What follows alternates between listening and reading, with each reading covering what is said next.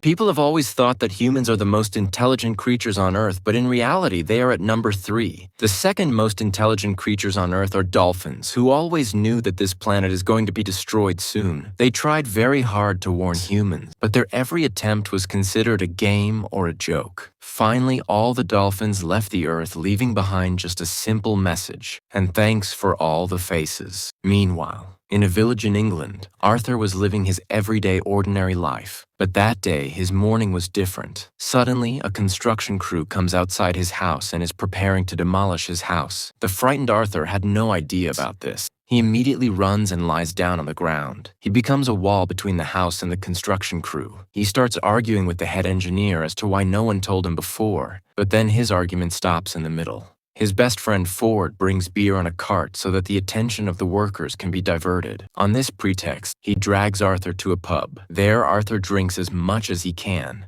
Ford is drinking a lot more, and gradually Ford's strange behavior starts increasing more, and then he suddenly says that he is not from this planet, but he is an alien from another planet. Arthur does not believe it, but Ford reminds him that they met for the first time when he tried to befriend a car, and Arthur saved him by pushing him. Ford now considers himself indebted to him, and that is why he has come to save Arthur's life, because the time of the end of the earth has come. But Arthur's attention goes to a picture in his phone, and after seeing it, sadness spreads on his face. Actually, some time ago, Arthur met Trisha in a party. Both of them became good friends, but when Trisha asked Arthur if he would go with her to Madagascar, Arthur refused. He liked his calm and simple nature, British life more, but then a flashy man Jefford came in between and took Trisha with him. Even though Arthur could not do anything, he had still not been able to forget Trisha. Their conversation suddenly stops. When Arthur hears a loud explosion from the direction of his house, he runs away in panic, but when he reaches there, he sees that his house has been completely destroyed. His entire life's home was destroyed in front of his eyes. Suddenly, the whole area is covered with a huge black shadow. The workers start running here and there in fear because a terrifying spaceship had come in the sky, but Ford is not surprised by this. He just calmly extends a towel towards Arthur and says, "Hold it tightly." Then he raises his thumb where there was a glowing hitchhiking ring. The next moment, both of them reach directly inside that spaceship. This spaceship was not of any ordinary aliens, but it was of an irritable and rule-loving alien species named Vogons. At the same time, the Vogon captain sends a message to the whole world. A plan to build a hyperspace expressway in the galaxy had already been made, and unfortunately, this path goes through the middle of the Earth, so we will have to destroy this planet. The next moment, the whole Earth is surrounded by Vogon spaceships. There is chaos everywhere. People run here and there, but they have no way to escape. And then everything ends in a moment. The Earth is reduced to just a ball of dust. Meanwhile, Arthur comes to know a shocking truth that Ford is actually a journalist who works for Hitchhiker's Guide to the Galaxy. This is a universal guidebook in which important tips are given before going to any planet. The existence of aliens was a big shock for the author, but he was not interested in all this. He just wanted to go back to his home when Ford gives him another shock that the Earth no longer exists. The Vogons have completely destroyed it. Ford tries to find a hole in the wall through which he can send a new signal through his own hiring. At the same time, the author reads about the Vogons in the guidebook and comes to know that the Vogons are one of the most vulgar species in the entire universe. Their poetry is so terrible that it is considered a torture technique. Then the security camera catches both of them and the Vogons immediately issue a warning through the speaker, but the author cannot understand what they are saying. So Ford puts a small alien fish called a Babel fish in his ear. It was a unique fish that could convert any language it heard into a language that humans could understand. Within a few seconds, a group of Vogons caught both of them and presented them in front of the captain. But the captain did not want to ask any questions. He just had to recite his poem. As soon as he started reading, Ford started writhing as if hot glass had been poured into his ears. But Arthur could not understand what was so painful in it. But to be honest, he could not even understand the poem properly. When the captain asked for his opinion, the author lied and praised his poem a lot. He also presented an emotional analysis of the entire poem with confidence. But on hearing this, the captain became even more angry. He felt insulted and immediately ordered that both of them be thrown into space. Despite the pleading of Arthur and Ford, the Vogons threw them out. Now both of them were completely nervous while floating in the void. But after a few seconds, the shapes around them started changing. Suddenly, a spaceship appears in front of them, and the next moment, Arthur and Ford transform themselves into a sofa. But as soon as they scream in fear, they return to their real human form. In another part of the ship, Jefford is watching the news, and this news is about none other than him, the president of the galaxy, Jefford, who had stolen a ship named Heart of Gold. Then Trisha comes inside and tells him that the system has detected 2 hitch hackers. Actually, when they used the improbability drive, these 2 also entered the ship by mistake. Jefford suspects that these 2 might be people of the Galaxy Police. He immediately picks up his gun, but Trisha wants to be cautious first, so she decides to send a robot. This robot was Parvin, a robot that is always in depression and only talks negative things in every situation. Marvin picks up Arthur and Ford and takes them to Jefford through the corridors of the ship. Meanwhile, the Vogons send thousands of ships into hyperspace to capture the Heart of Gold. They wanted to capture Jefford and his ship at any cost. When Marvin brings Arthur and Ford to Jefford, when Jefford takes them away, Jefford's first reaction is to shoot them. But as soon as he sees Ford, he recognizes him.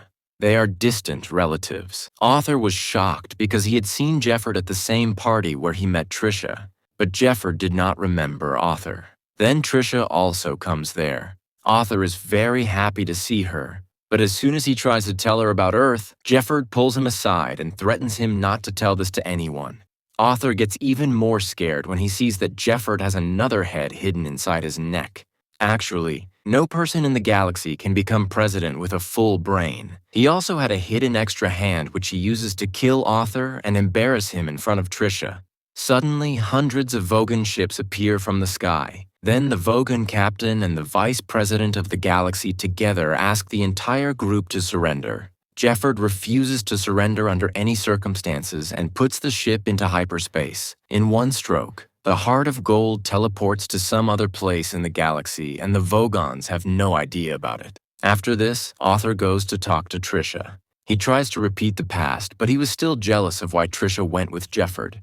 Trisha tells him that she has changed her name now, and she shows him some unique things of the ship. Among them was a machine that could read your mind and make the thing that you crave the most at that time. When she is searching for medicine in her bag for Arthur's injury, 2 rats come out of it and run towards the kitchen.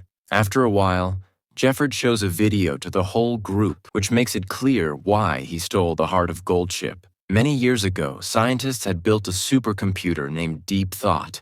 Its only purpose was to find the ultimate question related to life, the universe, and everything. Deep Thought took 70 Locke years to find this answer, and when he gave the answer, it was 42. But the problem was that no one could understand that what did 42 mean. Then Deep Thought told that he had the answer, but to know the real question, a better computer would have to be built. Now Jefford wants to find the ultimate question, but not just for knowledge, but to become famous. And to find this question, he would have to go to a planet named Magrathia, which could only be reached through the Heart of Gold's improbability drive. But this drive worked through trial and error. Whenever it was activated, the ship would teleport to any random place in the universe, and due to this, sometimes all the passengers of the ship would turn into strange shapes. But this effect used to wear off in a few seconds. This time, when Jefford turns on the drive, the whole crew suddenly turns into dolls made of wool. Arthur is completely shocked by this strange change. As soon as everyone returns to their normal state, they see that their ship has reached the planet Viltadal 5. This planet was the home of Jefford's political rival. Jefford wanted to give him a surprise visit, so they all get down from the ship and meet the local residents there. They were called Jetravartids, and they believed that the whole universe came out in the form of sneeze from the nose of a superpowered creature named Great Green Archangel Caesar. Jefford goes to meet his rival Huma to find out the coordinates of the planet Magathea from him. But Huma was still angry about Jefford's victory in the election. However, after a little conversation, Huma agrees to make a deal. He says that if Jefford brings a legendary gun from Magrathea, then he will give him the coordinates. Jefford agrees, but Huma was not sure that Jefford would return, so he keeps one of Jefford's heads with him. Now the group is about to leave after taking the coordinates, when they see that the Vogons have surrounded the whole building. Before they can understand anything, the Vogons start firing straight away. The whole team immediately hides behind a pillar. Then Trisha gets an idea. She puts an aerosol can on Jefford's head and threatens that if the Vogons do not let them go, she will kill Jefford, but this trick backfires. The Vogons immediately catch Trisha and arrest her while the rest start firing on the group again. Ford and Arthur somehow pick up Jefford and run back to the ship. Now Jefford immediately tries to go to Magrathea, but Arthur stops him. He wants them to first go to Walkspire, which was the home planet of the Vogons, so that they can save Trisha. But then the AI of the ship tells them that the guidance system has been completely deactivated, and this has been done by none other than the rats who had earlier attacked Trisha. They had come out of the bag and now they had no choice. Now they had to fly on a simple escape pod without the improbability drive. After some time, they reach Walkspire, but the problem was that Jefford was not able to think properly with only one head. So Ford makes him wear a special cap in which Jefford had to squeeze lemons every few hours so that his brain gets a shock and he can think properly. Jefford, Ford, and Arthur start moving towards the prison of Vogons, but as soon as they move forward, sweaters on the ground come in front of them. These strange machines used to slap them hard at every step. Despite adopting any method, they could not stop them. Finally, all three have to run through these sweaters and reach the prison building while bearing the pain. Meanwhile, Tracia is called for interrogation by the Vogons. Finally, she comes to know the shocking truth that the Earth has been completely destroyed. She starts thinking how all this happened, but then she comes to know a shocking thing. Actually, Jefford himself had unknowingly signed the paper which had declared the destruction of the Earth. The Vogons had approved the destruction of the building, and the funny thing is that he signed it without reading it because he thought he was giving an autograph to a fan. The Vogons decide to feed the bug to a ferocious beast called the Beast of Trool. When Jefford, Ford, and Arthur arrive at the prison, they are repeatedly asked to fill out new forms and submit documents. After filling out a lot of forms, Vogons finally realizes that they have come to get Trisha bailed out. But then they tell him that Trisha cannot be released because the case of kidnapping the president was very serious. Now they have to go through the entire paperwork process again, but this time they have to use the president's approval form. After signing several documents and ticking dozens of boxes, their request is accepted. They rescue Trisha just when she is about to be served to the ferocious beast. But instead of being happy to see them, Trisha slaps Jefford hard in anger because he did not read the form. He was angry with the author for signing the document that destroyed the Earth. Jefford now uses the coordinates so that the improbability drive takes them to Magrathea. As the drive is activated, the entire crew transforms into strange shapes once again. After a few moments, they return to their original forms and see that they have reached close to Magrathea. As they come closer to the planet, they get a pre-recorded message in which it is told that Magrathea has been temporarily shut down. But Jefford ignores these warnings and tries to forcefully land the ship. Then another message comes in which it is told that 2 missiles have been launched to stop the ship. The AI immediately gives Jefford the manual control so that he can dodge these missiles. Jefford starts moving the ship here and there, due to which the entire Heart of Gold starts shaking badly. Now using the improbability drive could have been dangerous, but Arthur presses the button without thinking, and after a jolt they find themselves at the same place, but the missiles are no longer missiles. One missile turns into a flower pot and the other becomes a whale. But before it could understand the meaning of its existence, it falls straight on the surface of Magrathea. Now that the danger was over, the crew could comfortably land on Magrathea. As soon as they land on the surface, they see many different portals. Now the question arises which portal would be right. Regarding this, the whole team starts arguing. Arthur was still afraid of unknown dangers, but Tracia was not interested in his hesitation. She jumps into a random portal without telling anyone. Ford and Jefford could not leave him alone, so they also immediately jump after him. Now Arthur's left alone, but by the time he could take his decision, the portal closes. Now Arthur sits there in complete confusion. Only Marvin is with him.